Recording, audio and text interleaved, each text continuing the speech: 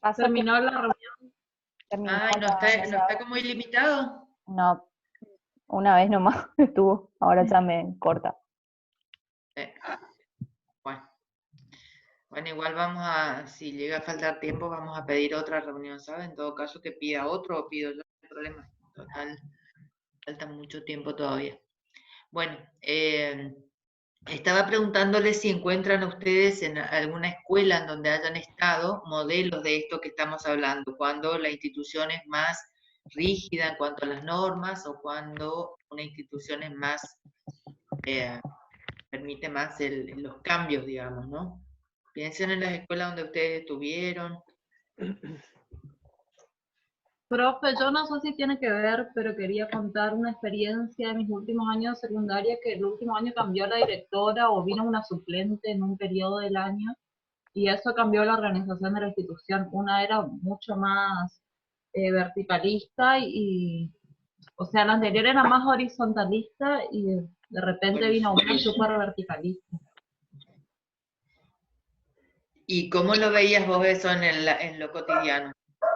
Y en un malestar en los docentes que también después se transmitía a los alumnos porque era más exigente con la disciplina y todo, y nosotros íbamos a un turno nocturno donde era súper desestructurado, muchas cosas como horarios, asistencia, etcétera. Y esta era una profesora más disciplinada, una directora, perdón. Sí, está perfecto, porque justamente ahí es donde se va a ver si es más vertical o más horizontal. Como En que la vida predominaba, cotidiana, perdón, sí, sí, predominaba un paradigma, si se quiere, o un enfoque, y después empezó a predominar otro, entonces ese cambio fue un poco brusco.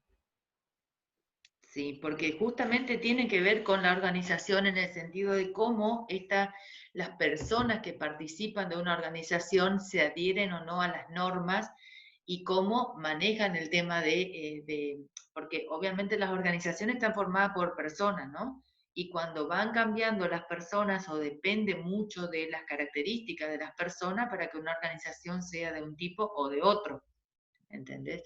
Entonces, siempre vamos a tener que analizar, digamos, de alguna organización o cualquier institución, organización a la que ingresemos, cómo se maneja el tema de las reglas y las normas y para qué les parece que es importante que ustedes entiendan esto, para qué les va a servir en la práctica cotidiana.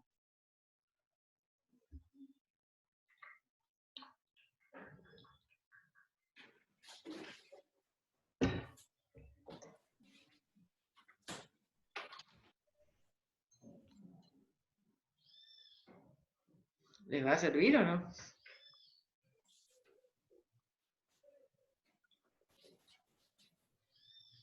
A ver, ustedes están por ingresar a trabajar a una escuela como profesores de psicología, ¿cierto?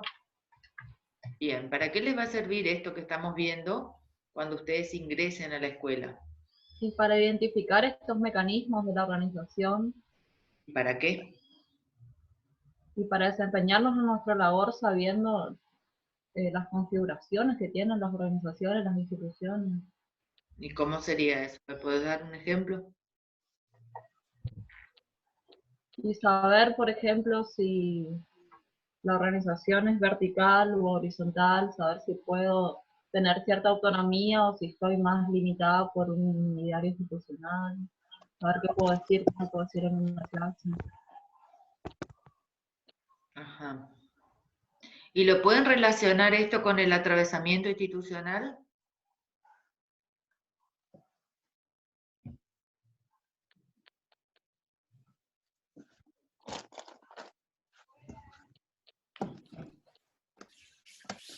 Y sí, profe, porque yo lo relaciono con el ideario, más que nada, aparte de la organización de Sí, una también. directora, por ejemplo. A mí, por ahí, como recién tuvimos una clase, lo primero que se me viene es la ESI, por ejemplo. Cómo uno se tiene que adaptar a estos paradigmas para poder dar la materia, por ejemplo. Si vos entras a dar clase a una escuela que es religiosa o católica, por ejemplo, ¿sí? ¿Cómo tendría que ser, cómo te parece que atraviesa este paradigma eh, que tiene que ver con estos temas de la sexualidad. Y va a tener otra mirada más conservadora o que apunte más hacia la religión o el ideario de la institución. Por ahí va a ser un poco más, no sé, ¿cómo se dice? Binaria, más espiritual. Y el docente Sí, se tiene que adaptar a eso, digamos, respetando eso. ajá. Fíjense que la iglesia, por ejemplo, tiene muchos preceptos en relación a la homosexualidad, en el matrimonio igualitario, el aborto, tiene posturas muy, muy firmes respecto de eso, que por ahí otra institución que no esté tan atravesada por la institución religión, por ahí va a permitir algunas opiniones diferentes. Ahora, si es una escuela donde está fuertemente atravesada por la religión, es muy probable que no se puedan hacer muchos cambios en cuanto a, o no se permitan mucho las opiniones, ¿sí? Sino que va a ser más dogmática en el sentido de que plantea una forma determinada y no hay muchas posibilidades de cambio. ¿Eh? Ujú. Ayer estaba mirando Poco Ortodoxa, ¿alguien vio o no? Sí, Sí, profe. ¿Sí? Bueno, sí. fíjense cómo, si pueden verlo en Netflix en algún momento, mírenlo porque está interesante ver cómo ella sale de un sistema que era sumamente rígido, religioso, donde la mujer era sometida y tenía que hacer, digamos, cumplir con los preceptos y no había forma de cambiar. La mujer estaba hecha para cuidar a los hijos, para tener hijos en principio, porque esa era la idea, la mujer tiene que reproducir la especie, digamos, que esa era un poco digamos, la postura que se tiene sobre las mujeres. La mujer tiene que estar en la casa, lavar los platos, cocinar, lavar la ropa, atender al marido y tener hijos. Esa era la función de la mujer. Entonces ella se escapa de este sistema y conoce otra cosa, que va a Berlín, Alemania, y conoce, digamos, empieza a conectarse con chicos que trabajaban, que estudiaban música en una academia. Y entonces ella empieza a cambiar todos los paradigmas que ya tenía establecido, pero porque de alguna manera empezó a oponerse a todo eso que ese paradigma le marcaba, ¿sí? Y este paradigma, digamos, el marido y digamos, las personas de esa religión fueron a buscarla con la idea de traerla de vuelta a ese mismo círculo cerrado en donde ella estaba, y ella termina diciendo que no, que se iba a quedar, que no iba a aceptar más ese tipo de normas. Es como que se liberó de todo eso, ¿no? Muchas veces se puede modificar muchas cosas de una organización o de una institución cuando uno no está de acuerdo, pero otras veces hay que quedarse callado y no se puede modificar porque son preceptos muy fuertes que están en una organización, ¿sí? Entonces esto hay que tener mucho cuidado porque puede generar muchos conflictos. Ahora vamos a ver el tema de conflicto más adelante. Y si ustedes quieren cambiar algo que está establecido en una organización, y bueno, tener mucho cuidado. Profe, tengo una pregunta que me surgió. Si una organización está fuertemente como atravesada por el paradigma de la verticalidad y como grupo tenemos la tendencia a la autonomía únicamente, ¿va a tender a desintegrarse la organización? Mm, Si no puede modificar lo que está instituido, o le queda adaptarse a las normas o desintegrar el grupo. Ah, bien. Si esta fuerza instituyente no tiene la suficiente fuerza para modificar eso, y probablemente se desintegre o tenga que irse de esa institución. Perfecto. Pensemos ejemplo concreto, a ver cómo les parece que puede ser en la vida cotidiana esto.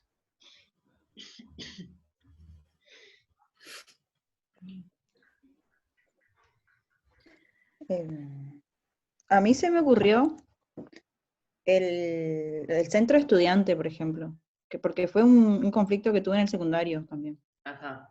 Cuando iba a un colegio privado, al principio de mi secundario, como que y no era católico, la institución como que no quería que haya un centro estudiante, digamos, y después de mucho presión o fuerza, se pudo dar bajo ciertas circunstancias, o sea, como que la institución se adaptó o se flexibilizó, pero siempre que nosotros respondamos a ciertas condiciones que por ahí en otro centro estudiante, en una escuela estatal, por ejemplo, no era igual, pero nosotros al mismo tiempo, para poder tener ese beneficio, por así decirlo, tuvimos que adaptarnos a las condiciones de ellos, o sea, como que negociamos de alguna forma.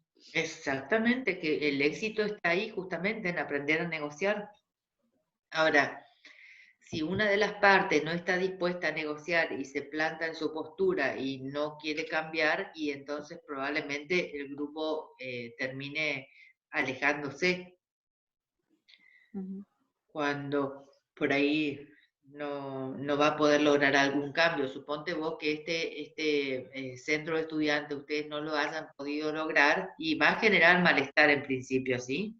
Y van a generar muchos conflictos y a veces cuando el nivel es muy alto de conflicto en una organización y puede llegar a desintegrarse o reestructurarse Claro, de alguna forma. yo creo que una de las razones por la que también la institución tuvo que flexibilizarse fue por el hecho de no perder la matrícula, porque era tanto el conflicto que la mayoría se iba a ir, digamos, o nos fuimos. Bueno, fíjate cómo en ese conflicto, ahora vamos a hablar de las racionalidades. ¿Cuál te parece que es la racionalidad que subyace ahí en la resolución de ese conflicto? Y que no se disuelva el grupo, que no se vayan. Sí, pero la razón es más de tipo económica, ¿sí? Ah, ok. Claro. Por lo menos por parte de la institución que no quiere perder la matrícula, entonces tiene que ceder, porque si no todos los alumnos se van a otra institución. Cuando Bueno, quieran Por seguir, parte, avísenme, yo ya proyecto el Power. dale, dale. seguimos. Profe, yo le quería preguntar con este ejemplo que Sí, dio Lisa recién, vio que usted le dijo que sería una racionalidad más económica. También podría ser una racionalidad estructural por parte más que nada de sí, los alumnos, claro. Sí, sí, porque sí. yo como que lo pensé más del lado de ellos, digamos como que el conflicto más grande o los que iniciaron por ahí porque por tener esta fuerza instituyente fueron ellos. Por eso para mí es como que la racionalidad que dominaría sería la estructural. Pero bueno, por ahí no entiende Sí. mucho de esto, chicos, pero ahora los voy a explicar Dale. más Sí, allá. pero también si lo pones desde el lado de la escuela, la racionalidad que ellos están planteando, la razón que tienen para resolver el conflicto es más lo económico, porque Claro.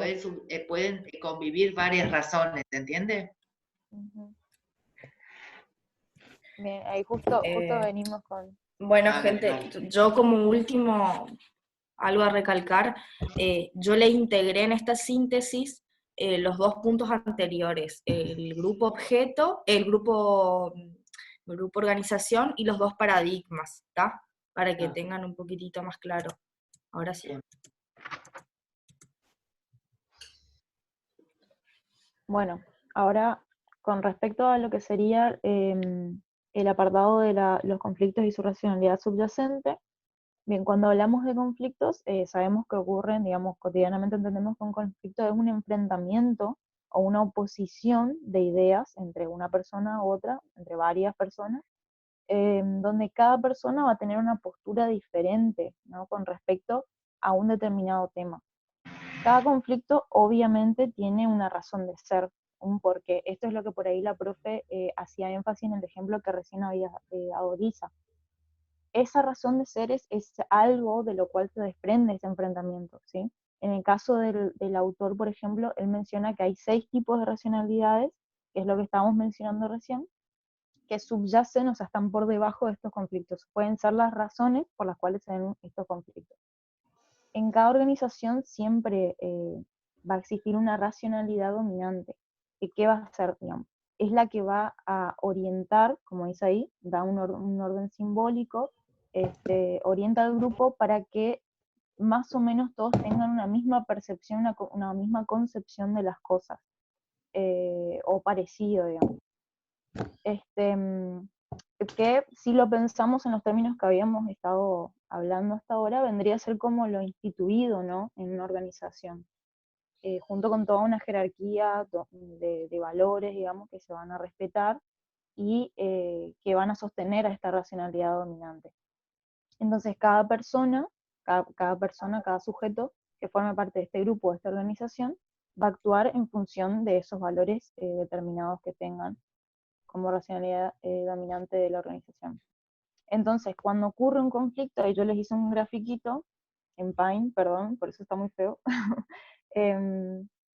Cuando ocurre un conflicto en una organización, que en realidad siempre van a existir conflictos, ¿no?, porque es algo cotidiano, es algo normal, y de hecho tomo como cita lo que nos había comentado la profe en una oportunidad que le habíamos preguntado sobre nuestros temas, dudas, etcétera, es que siempre va a existir conflicto, y es sano también que exista un determinado nivel de conflicto, porque si nunca se confrontan ideas, nunca se va a cambiar nada tampoco. Volvemos por ahí también a lo que sería el ejemplo de Christian, ¿no? Si no hay una fuerza instituyente que esté en contraposición a algo instituido, tampoco va a generar un cambio.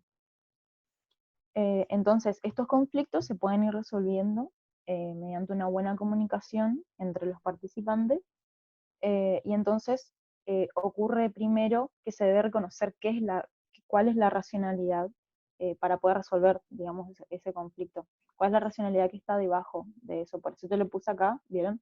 Las dos personitas como rayos chocándose, conflicto.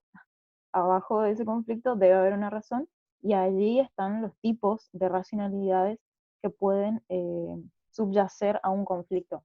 Puede ser una racionalidad política, una racionalidad afectiva, técnica, económica, ideológica o estructural. Por ejemplo, yo había pensado en un ejemplo. Por ahí, profe, usted me dice si está bien o si lo estoy pifiando en algo. En una empresa o en un grupo de trabajo se reúnen para debatir, por ejemplo, sobre determinados temas de la compañía. Y el jefe dice que le va a dar un ascenso al que presente el mejor proyecto. Esta es la típica de todas las películas. De hecho, se me ocurrió el ejemplo mirando una película que explicaba eso. Bueno, comienza a generarse una tensión, ¿no es cierto? Porque el jefe va a elegir a alguien que el resto obviamente piensa que no va a estar capacitado. Algunas personas se van a ofender porque se consideran más capaces por ahí para esa tarea, o creen que no están siendo bien reconocidos en su trabajo. Entonces esto genera un conflicto con una racionalidad base, que por ejemplo puede ser la política, ¿no es cierto? Pero más allá de eso, también tenemos que tener en cuenta que siempre, en lo que respecta a las relaciones entre los participantes de un grupo o de una organización, va a estar presente esta lucha por el poder, ¿no es cierto? Y también un deseo de ser reconocido.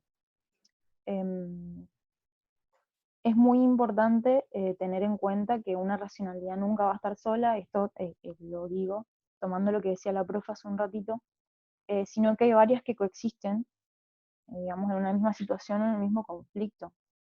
Por ejemplo, explico más o menos de qué se trata cada una. La racionalidad política tiene que ver con la lucha de poder y el deseo de reconocimiento, que de hecho, me parece a mí, siempre va a estar presente. La racionalidad afectiva tiene que ver, ¿puedes ir al siguiente, Dani? Por favor. Por ahí tienen más. La racionalidad afectiva tiene que ver con la integración de los afectos, de los sentimientos de los participantes, o sea, de los sujetos que forman parte de ese grupo o de esa organización. La racionalidad técnica va a tener que ver con el modo de hacer las cosas en una organización. Para mí es más como lo instrumental, digamos, del desempeño en la organización. Una racionalidad económica está orientada a todas las condiciones materiales que tiene una organización o un grupo y que los participantes van a hacer uso de ellas. Por ejemplo, no sé si se acuerdan en el texto que para explicar los tipos de racionalidades y cómo se va dando un conflicto y demás, poner ejemplo de un partido político, por ejemplo, algo así, que se da un conflicto económico en el caso de que no se puedan decidir por cómo manejar los recursos que tienen disponibles, digamos, para esa tarea. Después, la racionalidad ideológica vendría a ser la que tiene que ver con el lugar en el mundo que uno ocupa, no solamente como miembro, sino también como parte de la organización, y también el lugar que esa organización ocupa, digamos, en sí. Y después, por último, está la racionalidad estructural, que tiene que ver con los principios organizativos para el logro de una tarea, ¿no? Es todo lo previo, digamos, para comenzar a planificar la tarea.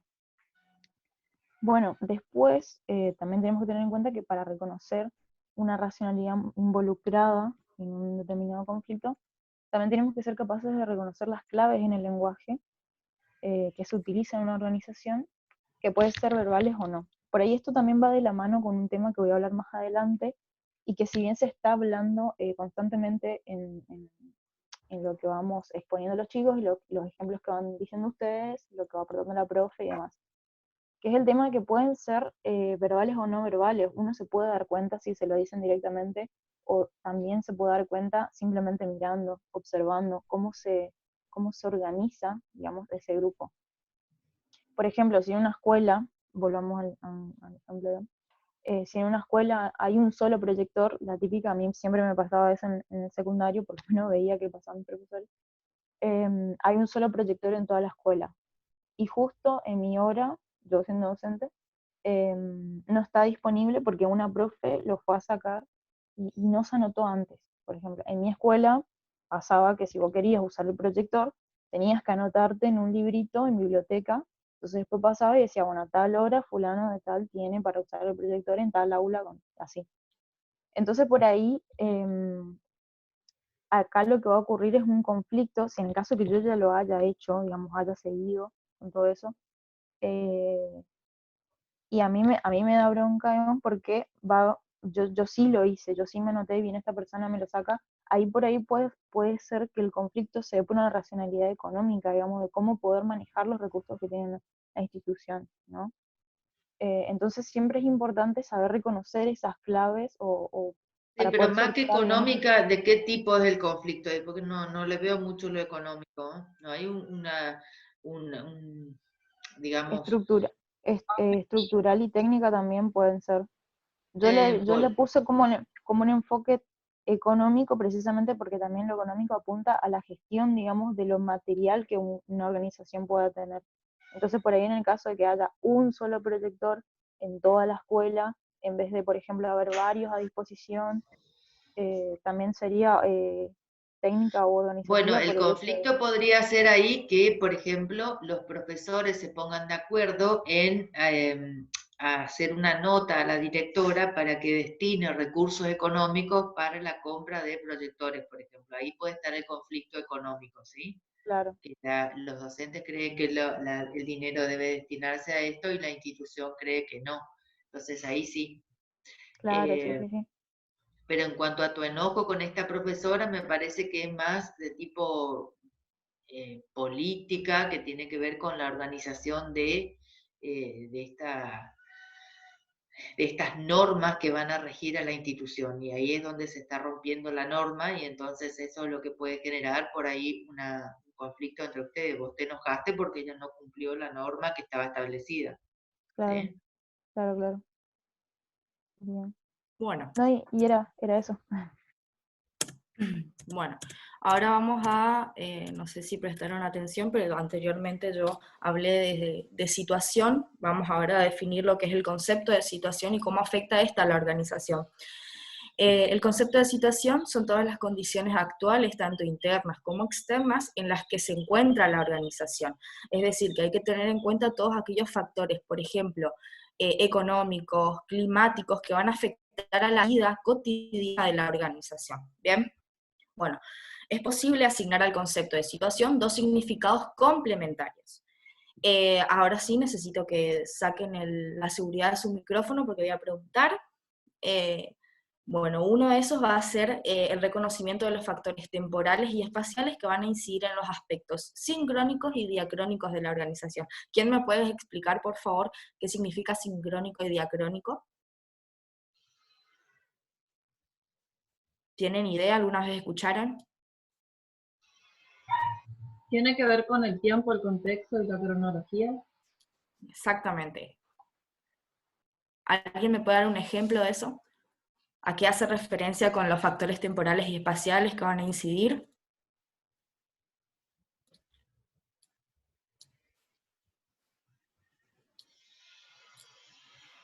¿Y qué significa sincrónico y diacrónico? Exacto. Sincrónico va a hacer referencia a cuando se produce un hecho al mismo tiempo de que está aconteciendo otro. Por ejemplo, y le voy a utilizar el ejemplo que está en la fotocopia, que dice que, por ejemplo, hay un conflicto gremial y la gente sale a manifestarse y al mismo tiempo produce, por ejemplo, una catástrofe natural. Por ejemplo, hay un temblor. ¿Alguien me dice cómo se puede utilizar el concepto diacrónico en esa organización, en ese ejemplo que les di?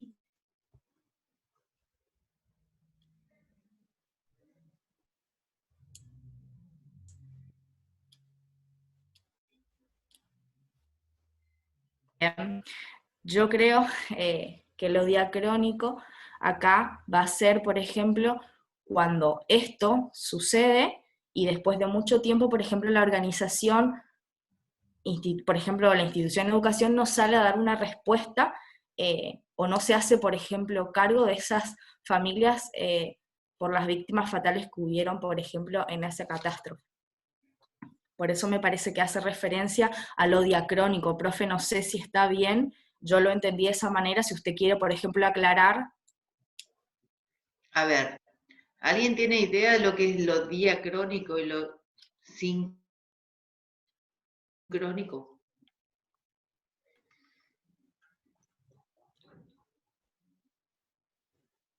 Hola, ¿están ahí o se fueron? Sí, no, ¿Cómo están? Cuando dos situaciones pasan al mismo tiempo, en el mismo tiempo y espacio, o cuando pasan en contextos de diferentes tiempos y espacios. Eso es sincrónico, vendría a ser. Y lo diacrónico es cuando esa situación queda sostenida, digamos, en el tiempo. poca cosa, ¿no? La profe se fue.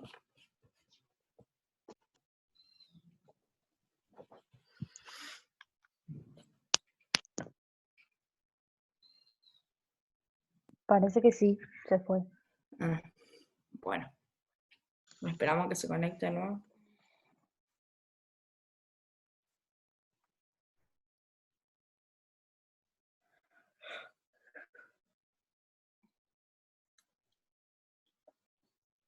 ¿Se entiende lo que